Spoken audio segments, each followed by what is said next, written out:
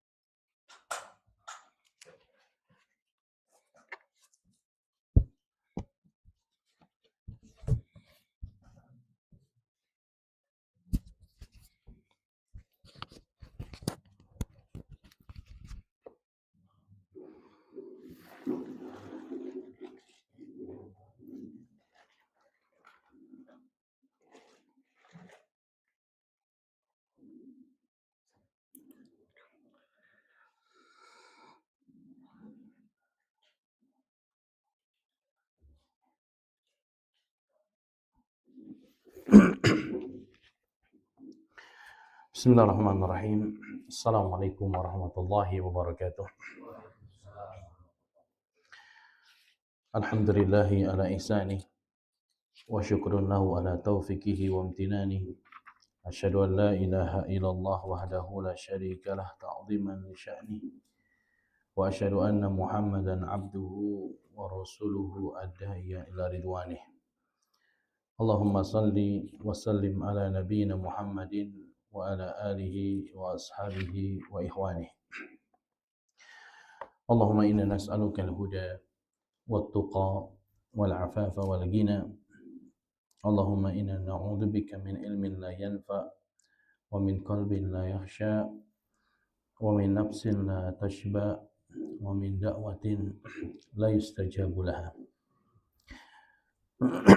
Bapak-bapak dan ibu-ibu para jamaah shalah al-jannah yang semoga senantiasa dimuliakan Allah Subhanahu wa taala.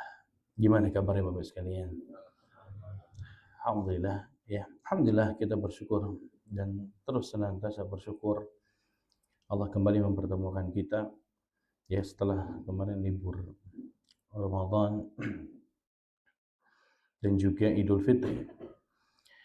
Ya, yang mana kita berharap dari amalan-amalan yang kita telah lakukan di bulan Ramadan, Allah Subhanahu wa taala menerima semua amal ibadah kita. Ya, karena kita tidak tahu Bapak sekalian amalan mana yang kita lakukan selama di bulan Ramadan ya yang diterima oleh Allah Subhanahu wa taala. Tidak ada yang tahu karena itu perkara yang gaib. Hanya Allah Subhanahu wa taala yang mengetahuinya. Ya. Namun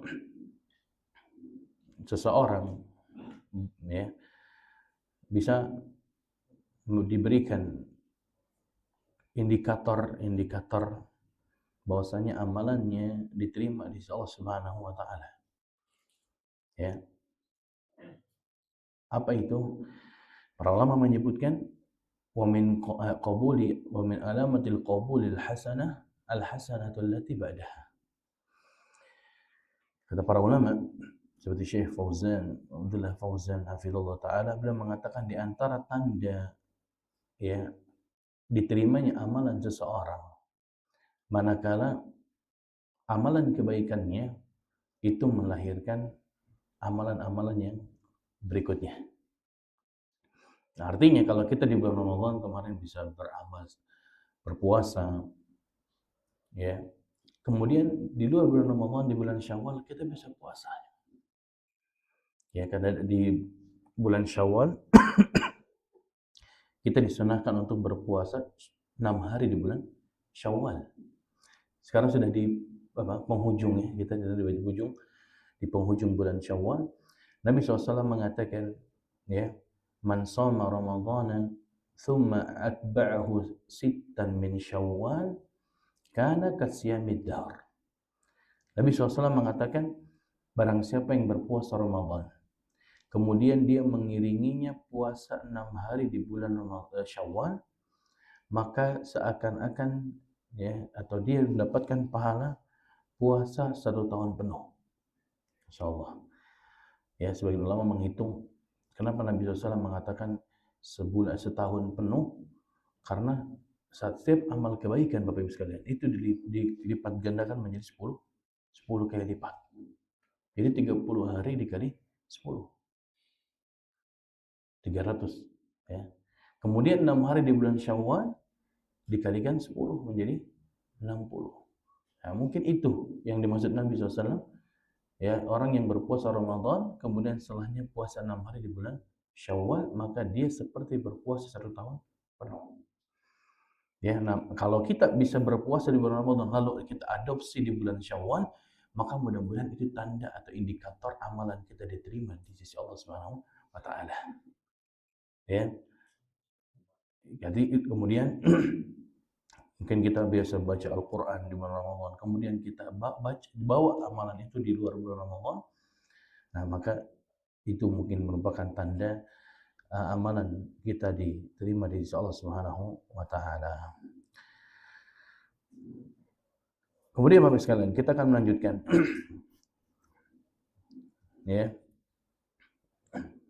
kajian kita dari kitab Salasatul Usul buah karya Syekh Muhammad bin Sulaiman At-Tamimi rahimahullahu ta'ala. Kita terakhir bahas sampai rukun Islam sudah selesai. Kemudian rukun iman sudah belum selesai. Baik, tadi saya ingatnya kita membahas setelahnya adalah tentang mengenalkan yang pertama usul salasa itu adalah yang pertama mengenal Allah Subhanahu wa Ta'ala. Ini sudah kita bahas. Nanti yang kedua adalah mengenal Nabi kita Muhammad sallallahu alaihi wasallam. Yang ketiga, mengenal agama Islam ini dengan dalil-dalilnya. Karena kita ketahui, 3 pertanyaan ini adalah 3 pertanyaan atau kitab ini berisikan 3 pertanyaan malaikat di dalam kuburnya. Siapa Rabbmu? Siapa nabimu? Dan apa agamamu? Dan ini kita pelajari di kitab ini, gitu. Nah, dan kita bahas melanjutkan daripada definisi iman yang kita sering ketahui Bapak Ibu sekalian. Saya sering pernah tanyakan apa perbedaan antara Islam dengan iman.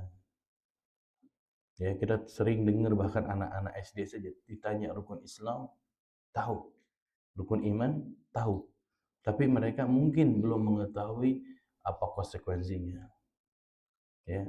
apa saja. Nah, kita secara umum Islam dan iman itu perbedaannya apa, sekalian? Apakah setiap orang yang Islam pasti beriman? Apakah orang beriman pasti Islam? Atau bagaimana? Karena dalam agama ada 3 tingkatan. Ada tingkatan Islam, iman, ihsan. Dan Allah Subhanahu wa Ta'ala yang membedakan akan hal tersebut.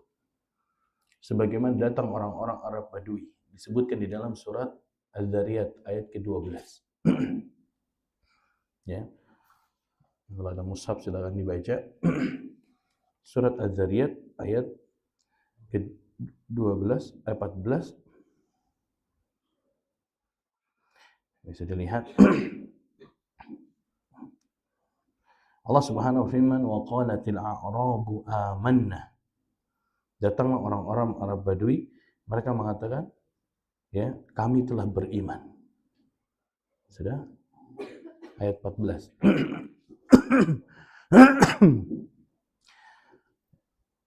Qalatil a'rabu amanna. Orang Arab Badui datang kepada Nabi SAW dengan mengatakan, ya Rasulullah, kami amanna, kami telah beriman. Kemudian apa? Kullam tu'minu walakin qulu aslamna. Jangan katakan kalian sudah beriman. Kenapa? Karena mereka baru masuk Islam. Tapi katakanlah aslamna, kalian bermasuk Islam. Kenapa? Allah menyebutkan walamma yadkhulul imanu fi qulubikum. Ya, walamma yadkhulul imanu fi qulubikum. Kenapa? Iman belum masuk kepada hati-hati kalian. Berarti Allah Subhanahu wa taala membedakan antara Islam dengan iman. Orang yang bermasuk Islam, ya, dia nggak lantas langsung beriman. Karena iman itu punya tingkatan sendiri. Nah, ini kasusnya adalah orang-orang Arab Badui datang kepada Nabi, "Ya Rasulullah, kami telah beriman." Kata Nabi apa? Ya, "Qul lam tu'minu walakin qulu aslamna." Jangan katakan kalian sudah beriman. Katakanlah kalian baru masuk Islam. Nah, berarti apa bedanya? Ya, sehingga kita bisa membedakan kita sudah ada di level mana, Bapak Ibu sekalian. Apakah kita sudah boleh menyandang seorang mukmin, ataukah kita masih menyandang gelar muslim saja? Belum lagi yang tertinggi adalah muhsin, yang berbuat ihsan. Maka para ulama mengatakan perbedaannya adalah kalau kita lihat rukun Islam, Bapak sekalian. Rukun Islam itu apa? Syahadat, salat, zakat, puasa, haji. Ya kan? Ini semua kalau kita perhatikan, ini amalan-amalan yang nampak dan zahir. Salat kelihatan, syahadat, bahkan orang masuk Islam dipersaksikan kan? Orang masuk Islam syahadat. Salat kelihatan, zakat, puasa di bulan Ramadan, haji kelihatan semua. Berbeda dengan rukun iman. Rukun iman itu lebih kepada penghodisan hati. Dia mengimani perkara-perkara yang gaib. Ini berat. Beriman yang pertama, rukun iman adalah rukun iman kepada Allah. Kita nggak melihat Allah Subhanahu wa taala. Ya, bahkan Nabi Musa meminta kepada Allah untuk diperlihatkan Allah Subhanahu wa taala. Nabi Musa mengatakan, qala rabbi arini anzur ilaik, ya Rabb, perlihatkanlah engkau kepada aku ingin melihatmu. Ya, tapi kata Allah Subhanahu wa taala apa? Kalla, sekali-kali tidak. Atau lan tarani, Allah mengatakan lan tarani. Engkau tidak akan bisa melihatku, Imam Musa. Atau di mana? Di dunia.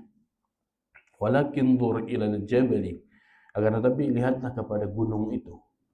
Fa in istaqarra makanuhu fasawfa tarani. Tapi engkau lihatlah ke gunung itu, kata Allah. Kalau seandainya gunung itu ya bisa apa? Kokoh ketika diperlihatkan Allah, fasawfa tarani. Ini saya akan bisa melihatku. Akan tetapi ketika diperlihatkan Allah Subhanahu wa taala kepada gunung, ya, ja'alahu dakkan dakka wa kharra Musa sa'iqa. Ketika Allah menampakkan ya kepada gunung tersebut, gunung itu hancur lebur. Dan Nabi Musa pun pingsan. Ya, menunjukkan Allah Subhanahu wa taala ya tidak bisa dilihat di dunia. Ya.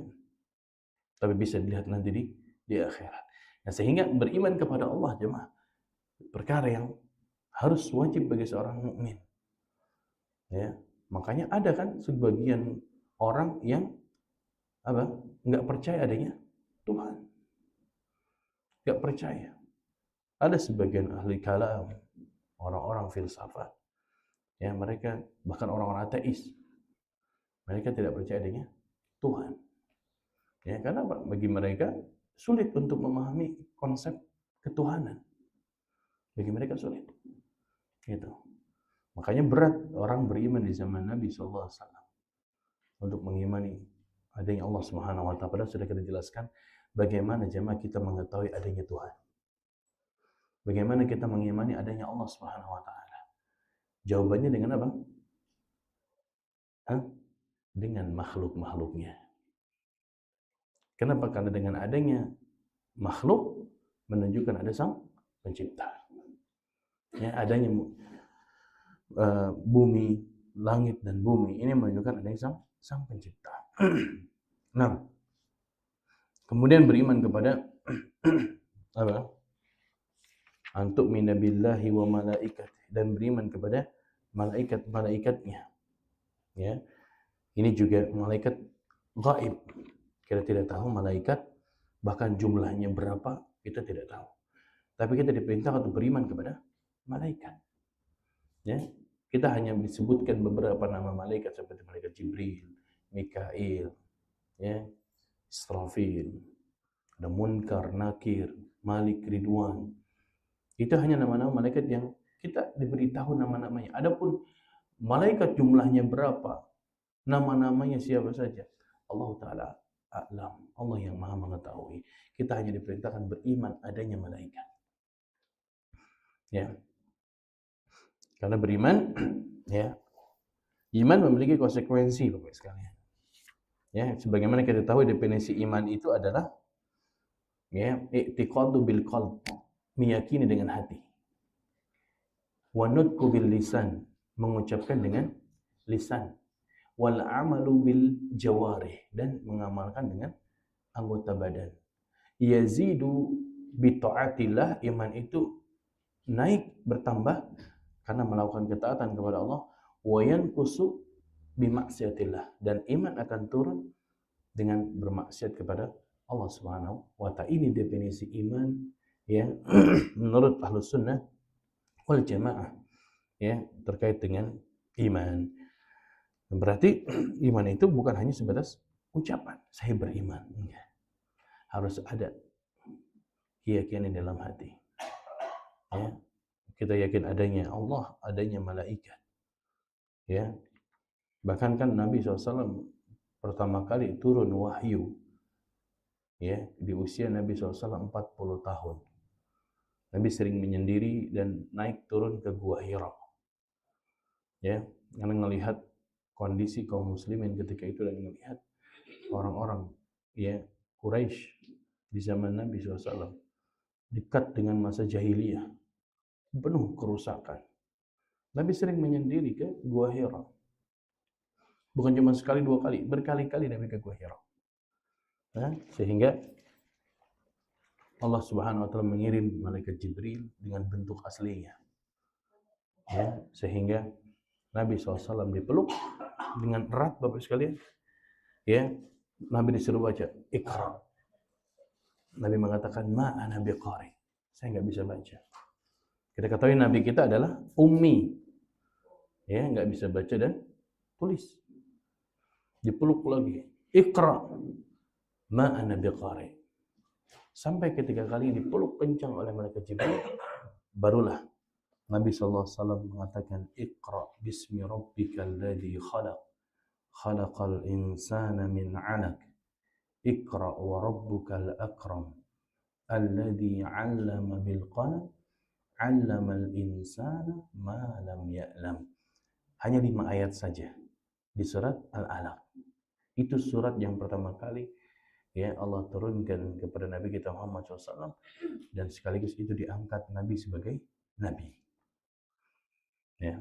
Nah, jadi kita diperintah untuk beriman kepada malaikat. Kemudian kita beriman kepada setelah beriman kepada malaikat, beriman kepada kitab-kitabnya yang kita ketahui ya. Kitab-kitab Allah Subhanahu wa taala itu bukan cuma hanya Al-Qur'an ya. Namun di sana ada kitab Zabur, Taurat, Injil, ya, Suhuf Ibrahim wa Musa. Ini kitab-kitab yang Allah Subhanahu wa taala turunkan kepada para nabinya. Ya, untuk disampaikan kepada umat-umat ya, umat-umat tersebut. Kemudian setelah beriman kepada nabi, kepada malaikat, kita beriman kepada rasul. Ya, iman kepada rasul ya. Apa bedanya Bapak Ibu sekalian? Kenapa dalam rukun iman tidak disebutkan beriman kepada nabi, tapi beriman kepada rasul? Karena memang berbeda antara nabi dan rasul. Ya. Apa perbedaannya? Apakah setiap nabi itu rasul? Atau setiap rasul pasti nabi? Setiap rasul pasti nabi, betul. Tapi tidak semua nabi rasul. Ya, karena berbeda. Apa perbedaannya? Perbedaannya nabi itu hanya diberikan tugas untuk menyampaikan risalah yang sudah ada. Ya, suruh melanjutkan syariat yang sudah ada.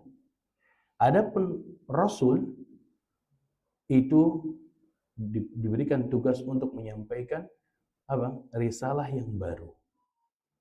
Ya, menyampaikan risalah yang baru. Nah, itu perbedaannya. Sehingga tugasnya rasul itu lebih berat daripada nabi. Ya, makanya ada disebut rasul dengan ulul azmi mina rusul. Ulul azmi itu yang dikenal ada berapa? 5. Yang siapa saja? Nabi Musa, Nabi Isa, Nabi Nuh, Nabi Ibrahim, Nabi Muhammad. Ini rasul yang disebut dengan ulul azmi. Yang mana ujian 5 rasul ini lebih berat daripada rasul-rasul yang lain dan nabi-nabi yang lain. Ya, sehingga disebut dengan ulul azmi yang memiliki azam yang kuat. Ya, kalau kita ingat sejarah kisah-kisah 5 nabi ini, bahwa nggak ada nabi yang enak gitu tugasnya. Nggak ada ceritanya adem ayem gitu, nggak ada. Semua nabi kebanyakan diuji dengan kaumnya. Ya, apalagi 5 nabi ini.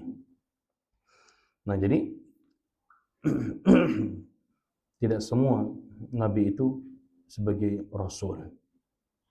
Dan kita beriman kepada rasul-rasul ya yang secara umum gitu, yang mana mereka diperintahkan untuk berdakwah kepada kaumnya, menyampaikan risalah yang baru. Tentu beda, Pak ya. Kalau kita disuruh menyampaikan risalah yang baru lebih berat. Kenapa? Ya karena kebanyakan kaumnya kan menolak. Ya, berbeda dengan nabi yang menyampaikan risalah yang sudah ada dan melanjutkan. Nah, kemudian setelah kita beriman kepada Rasul, Bapak Ibu sekalian, ya, kemudian kita diperintahkan beriman kepada Yaumil Akhir, ya, beriman kepada Yaumil Akhir, yaitu mencakup ya beriman kepada seluruh apa yang dikabarkan oleh Nabi.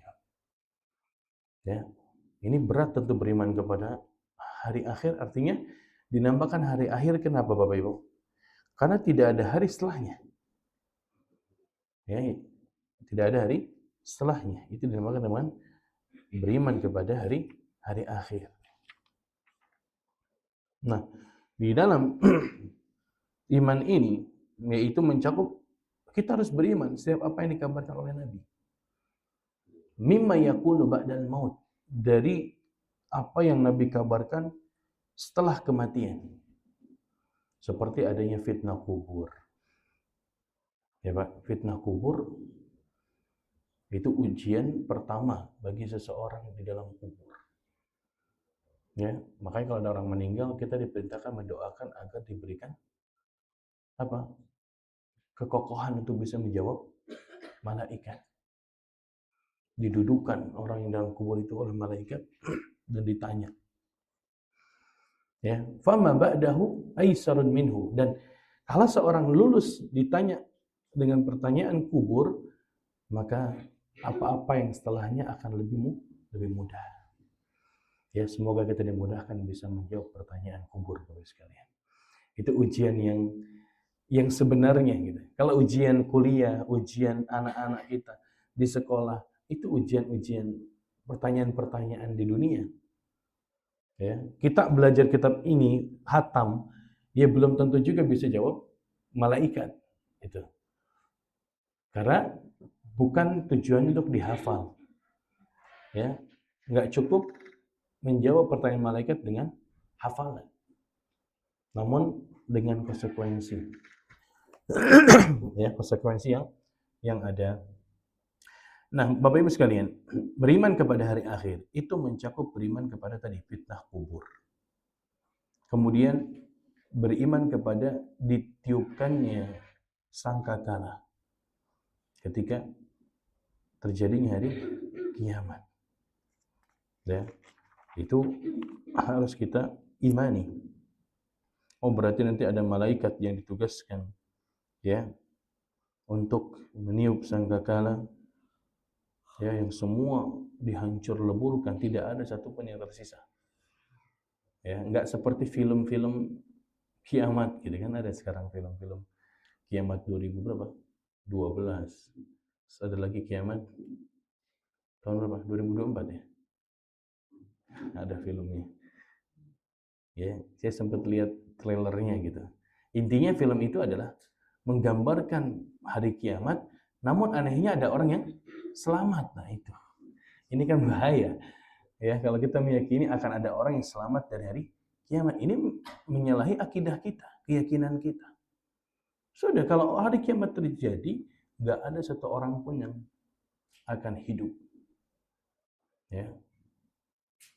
Bahkan para malaikat pun mati. Ya, yang tersisa hanya malaikat maut, dan itu pun Allah perintahkan untuk dia mencabut nyawanya sendiri. Ya, malaikat maut. Tidak ada yang tersisa, dan itu keyakinan kita.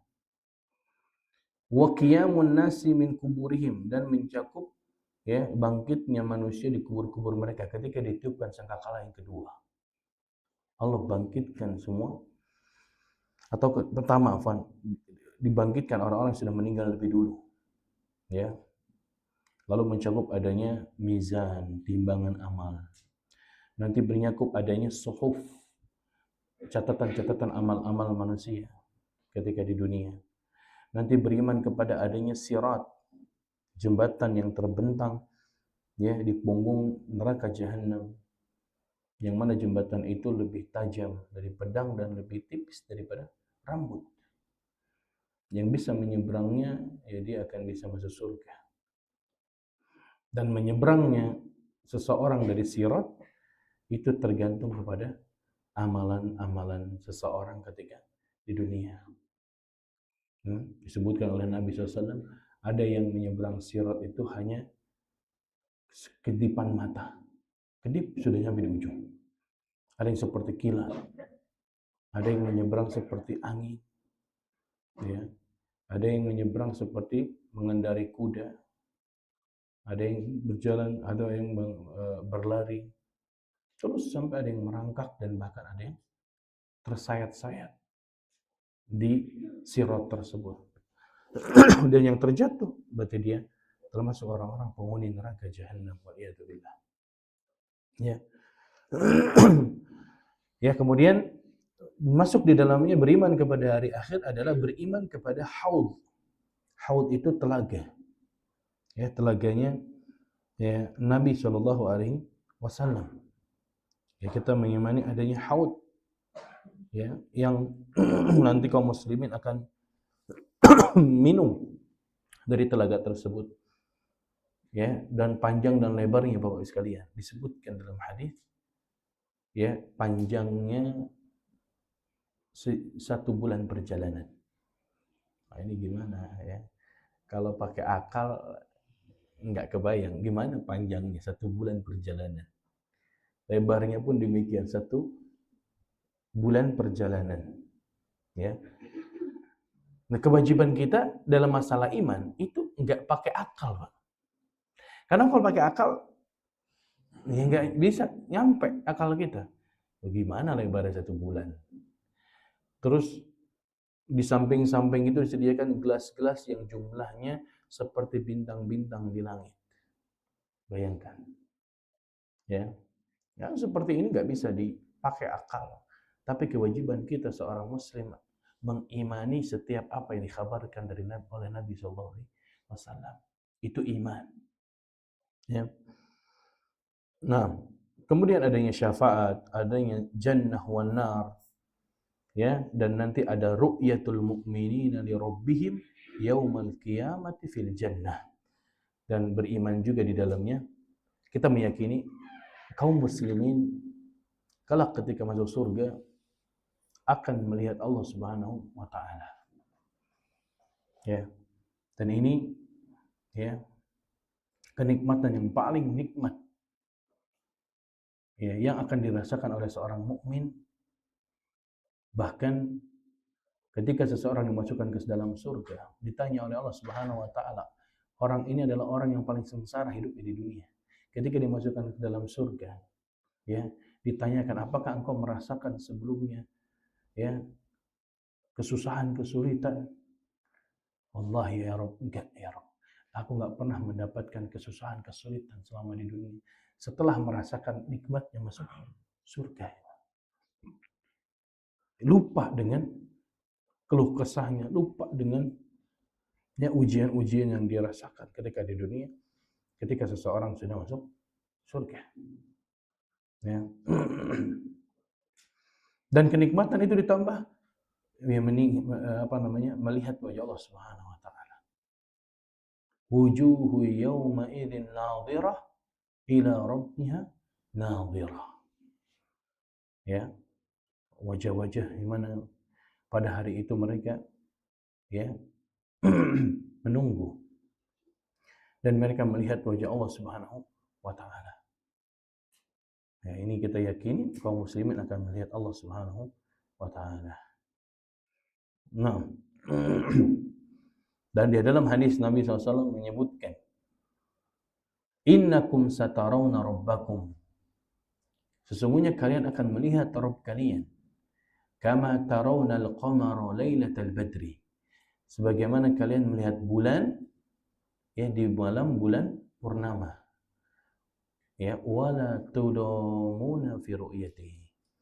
Dan kalian tidak akan berdesak-desakan ketika melihat Allah Subhanahu wa taala. Di sini Nabi menyebutkan kalian akan melihat Allah itu seperti kalian melihat bulan purnama. Yang kalian tidak berdesak-desakan melihat Allah Subhanahu wa taala.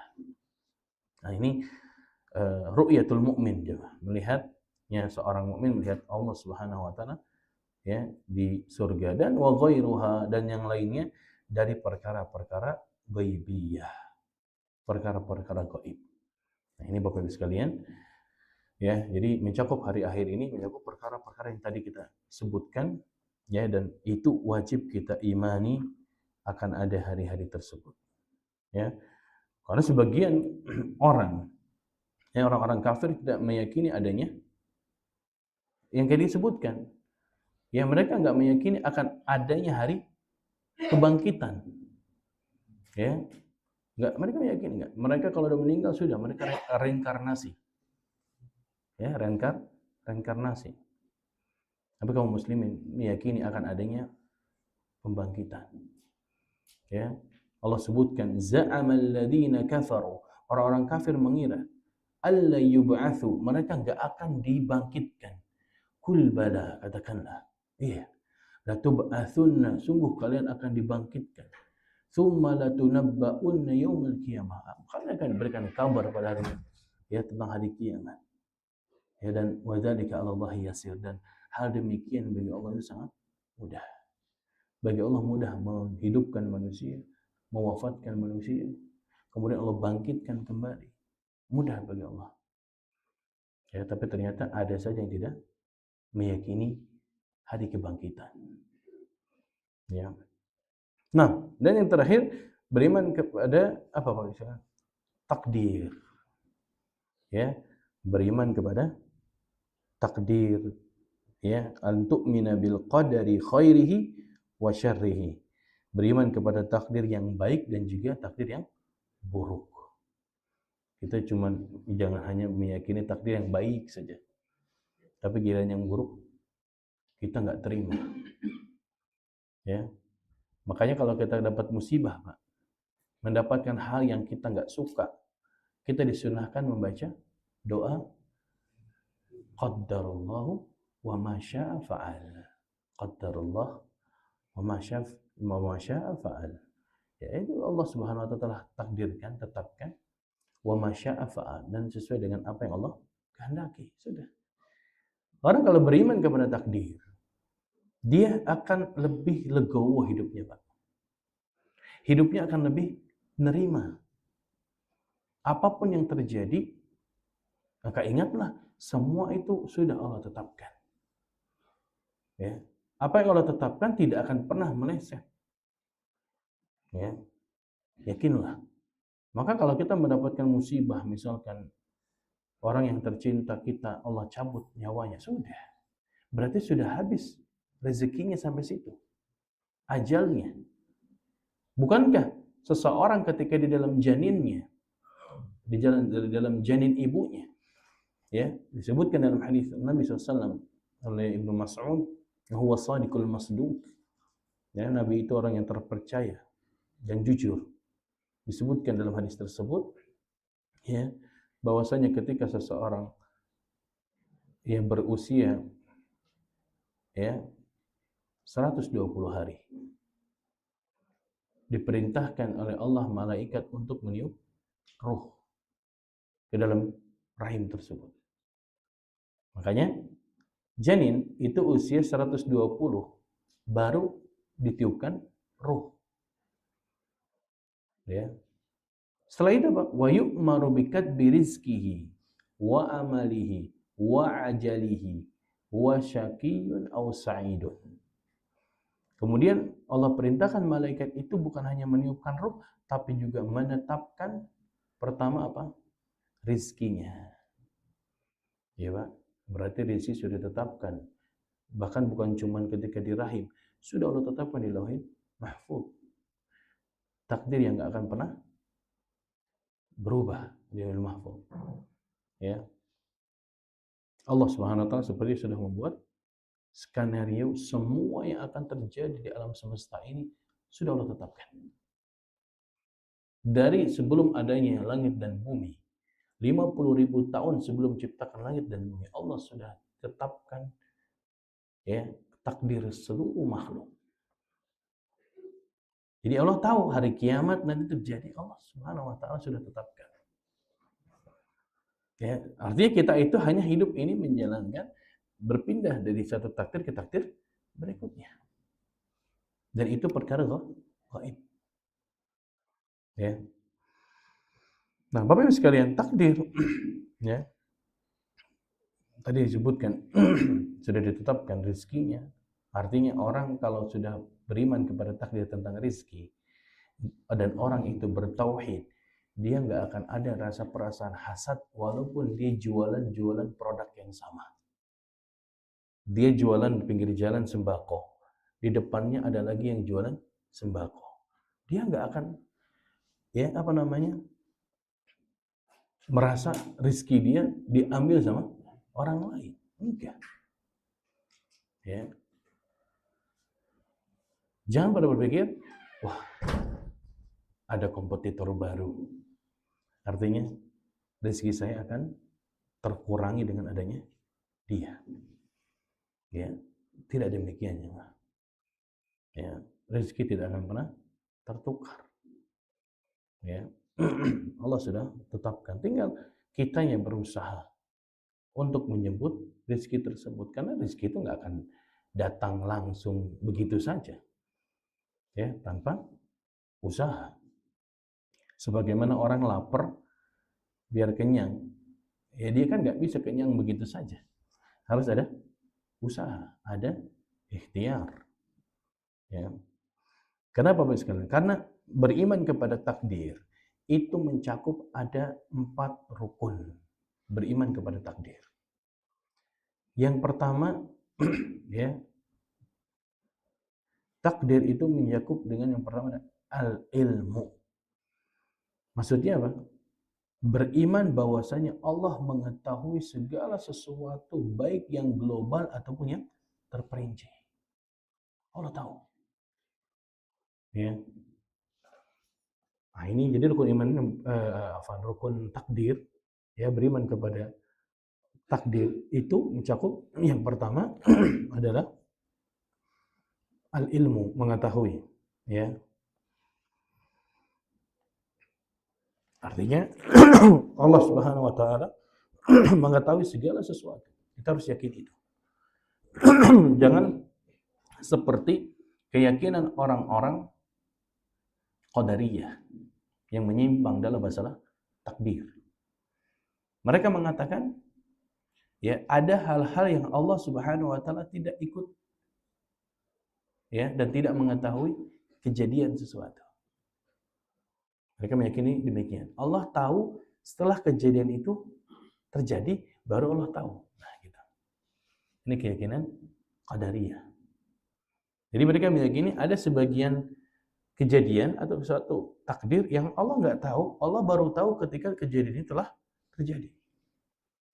Artinya Allah nggak intervensi seluruh perbuatan manusia, gitu. Dan ini keyakinan yang menyimpang.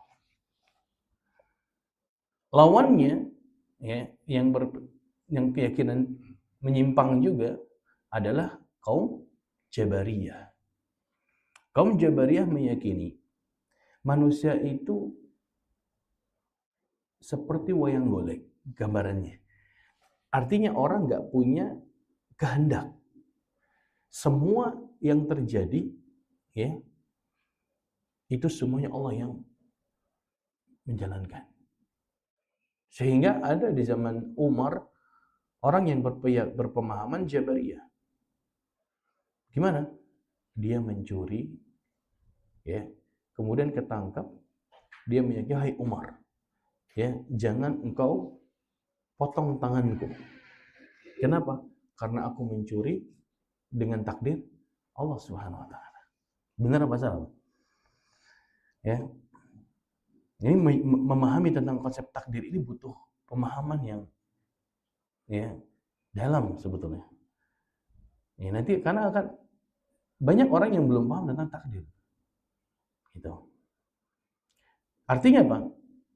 Allah Subhanahu wa taala itu punya iradah, punya masyiah, kehendak. Ya, ada namanya iradah syar'iyyah, ada iradah kauniyah. Kehendak Allah yang syar'i itu sesuatu yang Allah cintai dan ridhoi, tapi nggak mesti terjadi. Paham maksudnya? Contoh, sesuatu yang Allah cintai dan ridhoi, tapi nggak mesti terjadi. Contohnya berimannya Fir'aun. Allah cinta nggak kalau Fir'aun beriman? Cinta. Tapi tidak terjadi. Artinya, sesuatu yang pasti Allah cintai dan itu nggak mesti terjadi, itu namanya syariah. Adapun iradah kauniyah, sesuatu yang tidak mesti dicintai dan ridhoi Allah, tapi pasti terjadi. Ya, pasti terjadi. Ya, enggak ada yang cintai, ada yang tidak dicintai, pasti terjadi.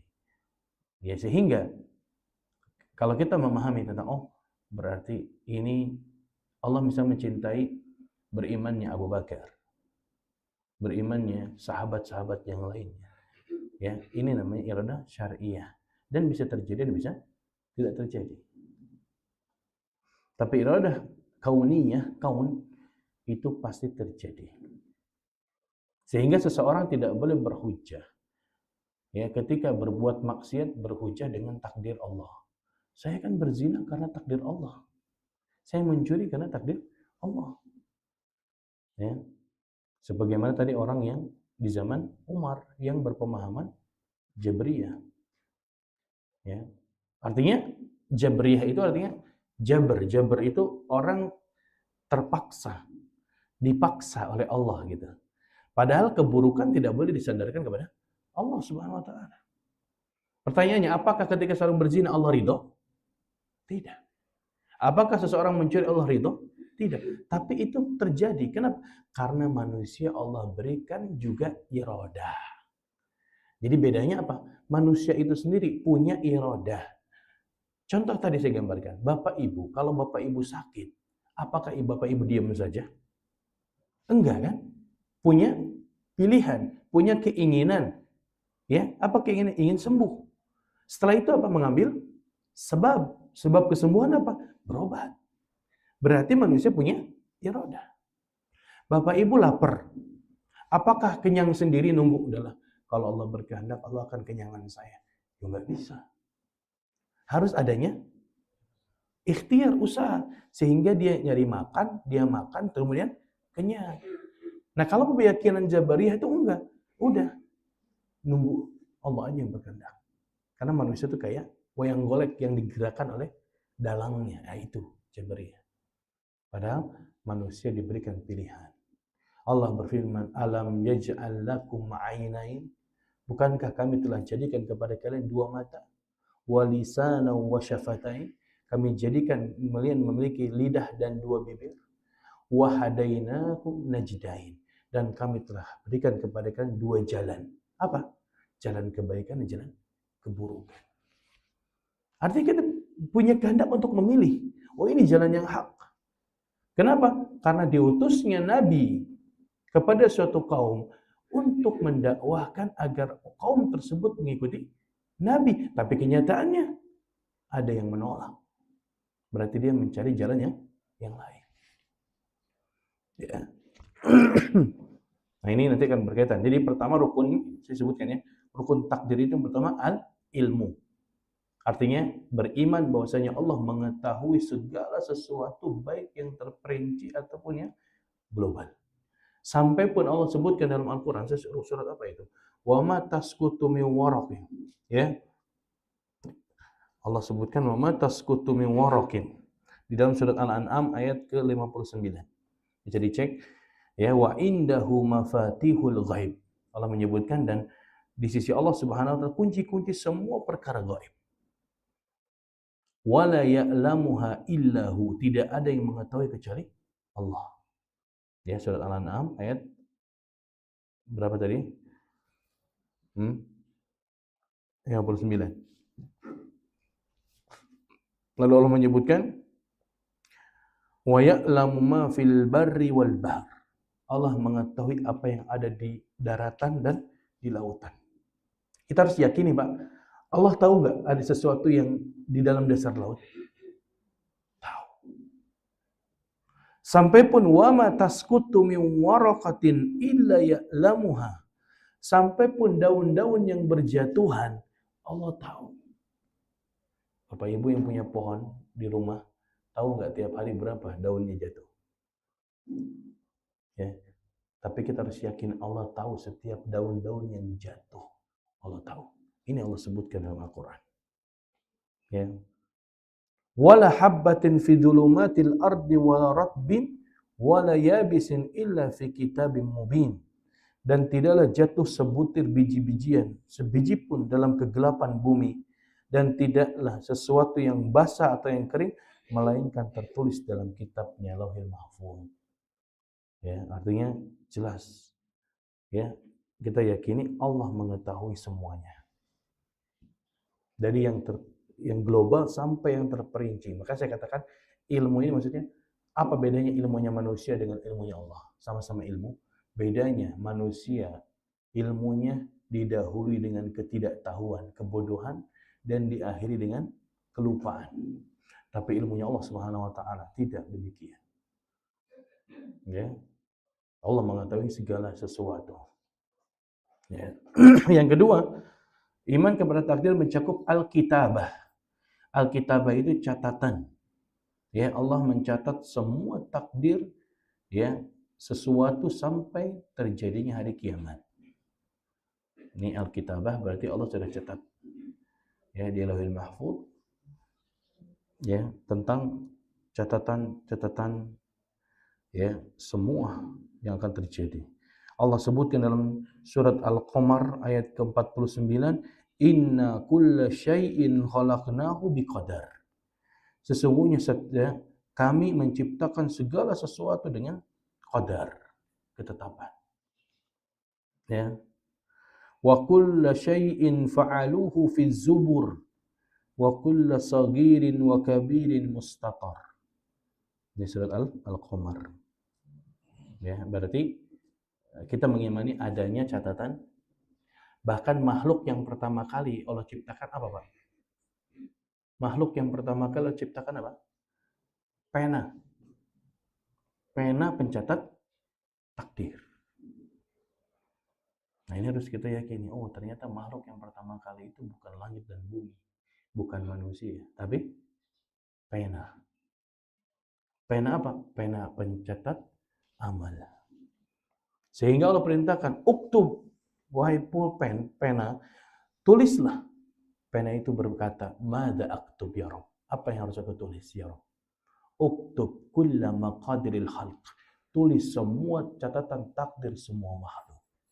Sehingga ditulis. Makanya ada hadis yang lain mengatakan, rufi'atil aqlam wa jaffatis suhuf. Telah diangkat pena pencatatan takdir dan tinta sudah mengering. Maksudnya, ya sudah, itu sudah ditetapkan, nggak bisa lagi dirubah-rubah. Ya. Ini rukun yang kedua, kitabah. Yakin ada catatan takdir yang Allah Subhanahu wa taala tentukan. Yang ketiga adalah masyiah. Ya, maksudnya apa? Masyiah itu kehendak Allah. Kita beriman masyaallahu kana. Kita mengimani apa yang Allah kehendaki pasti terjadi. Wa ma lam yasha lam yakun. Dan sesuatu yang tidak Allah kehendaki tidak akan terjadi. Nah, ini yakini. Sehingga banyak kan kejadian yang harusnya secara matematika dia mati. Tapi secara takdir Allah dia tidak meninggal. Ada yang kemarin viral, ada orang terombang-ambing di laut berapa hari? 14 hari. Secara logika, akal, orang bisa nggak hidup 12 hari di laut tanpa makan, tanpa bantuan? Bisa nggak, Pak? Apa kita coba dulu? Eksperimen. Kan secara akal nggak mungkin orang ini. Sempat dia cerita dia udah mau dimakan hiu, dikelilingi ikan-ikan. Tapi secara takdir Allah dia belum mati, ya belum mati. Itu maksudnya. Ya. Mau ada orang kecelakaan di mobil. Secara matematika kalau tabrakan sampai terpental atau dia terbakar, harusnya mati, tapi ternyata tidak mati, masih hidup. Berarti Allah belum menghendaki. Itu maksud masyiah. Itu yang dimaksud dengan masyiatullah. Kehendak Allah. Jadi apa yang Allah kehendaki pasti terjadi dan apa yang tidak Allah kehendaki tidak akan terjadi. Ya. Dan yang terakhir al-khalqu, yaitu penciptaan. Ya. Artinya beriman bahwasanya hamba itu adalah makhluk. Dan Allah Subhanahu wa taala wa amaluhu, dan perbuatannya juga makhluk. Dan wasailil kainat, dan semua yang terjadi makhluk itu semuanya Allah ciptakan. Ya. Allahu khaliqu kulli syai. Allah yang menciptakan segala sesuatu. Makanya apa definisi makhluk? Semua selain Allah itu makhluk. Gitu. Maka nasimullahi makhluk. Karena Allah yang menciptakan, hanya Allah lah sang pencipta, al-khaliq.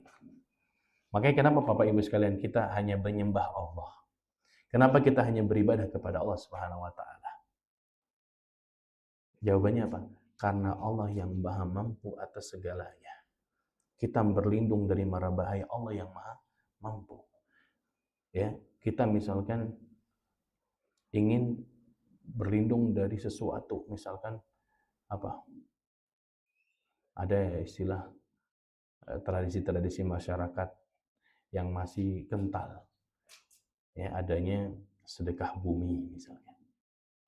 Sedekah bumi. Bagaimana pandangan Islam? Ya, ketika ada musibah, sebagian kaum muslimin ada yang menjadikan ya ritual yang di situ tujuannya untuk supaya alam ini tidak murka marah. Ya, padahal harusnya kita minta kepada Allah karena Allah yang Maha mampu untuk menjadikan bumi ini terjadi musibah atau tidak. Bukan malah melakukan hal-hal yang mendatangkan murka Allah seperti kesyirikan. Ada sebagian masyarakat yang masih menyembelih sapi, kemudian kepalanya dikubur.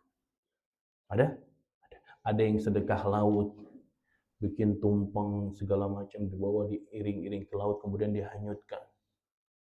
Subhanallah. Di mana tauhid seseorang? Di mana ya ibadah seseorang untuk Allah, padahal Allah yang berhak untuk segalanya untuk diibadahi. Ya, Allah yang maha mampu. Allah yang mengendalikan, Allah yang mengatur semua alam semesta. Makanya konsep takdir ini mengajarkan kepada kita hanya Allah lah satu-satunya yang berhak untuk diibadahi. Karena Allah yang maha mampu. Ya. Nah, inilah jamaah rahimana wa rahimakumullah, ya. Rukun takdir yang keempat.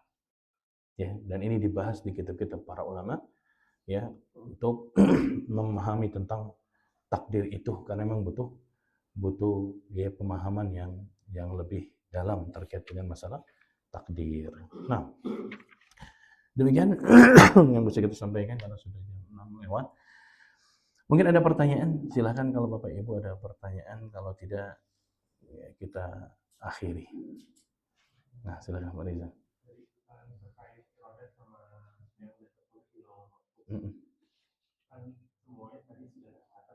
Betul.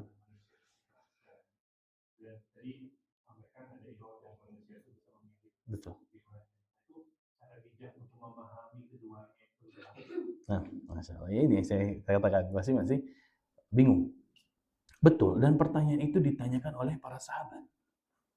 Dulu para sahabat bertanya kepada Nabi, ya Rasulullah, bukankah penghuni surga sudah ditetapkan ke surga? Penghuni neraka sudah ditetapkan oleh Allah masuk neraka. Kenapa kita tidak bersandar saja dengan takdir Allah? Untuk apa kita beramal?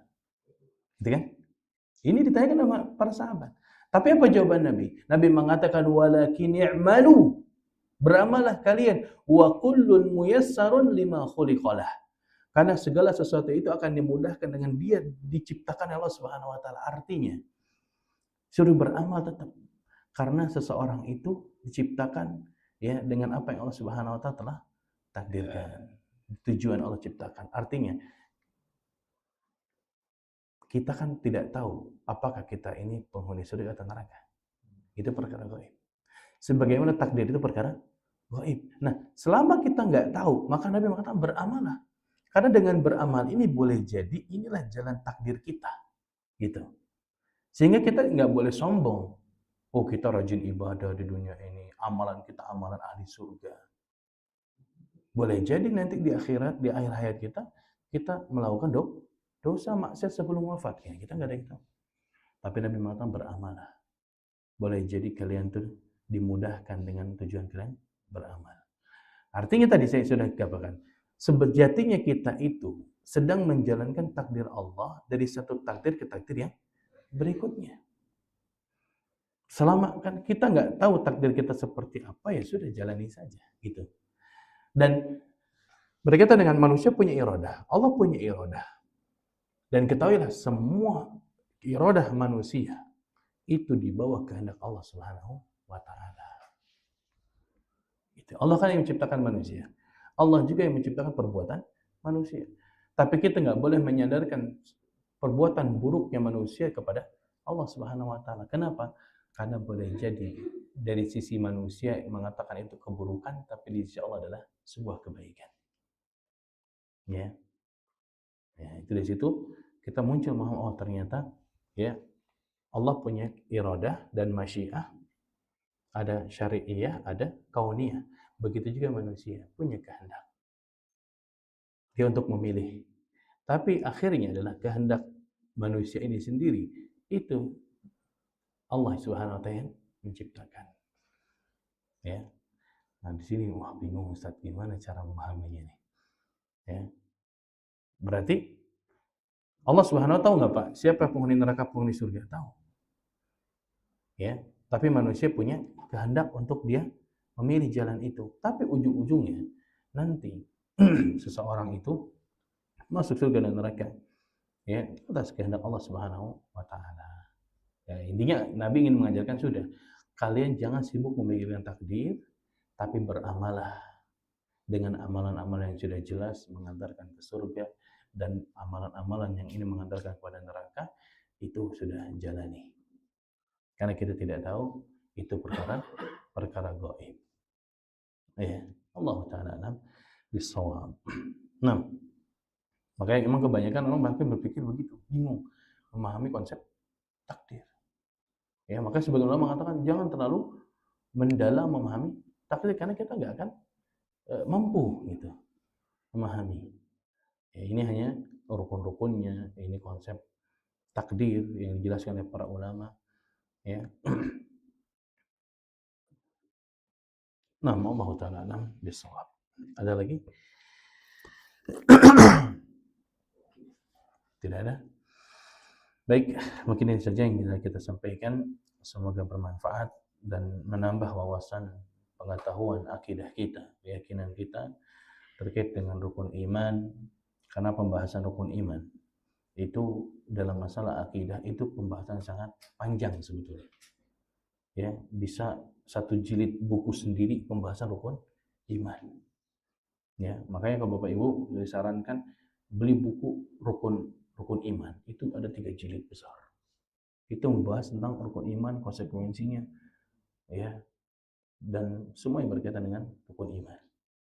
Ya, karena itu adalah perkara yang basic tapi ternyata perkara yang rumit. Ya. Nah, kita akhiri dengan doa kafaratul majlis. Subhanaka Allahumma bihamdika asyhadu an la ilaha illa anta astaghfiruka wa atubu ilaik. Assalamualaikum warahmatullahi wabarakatuh.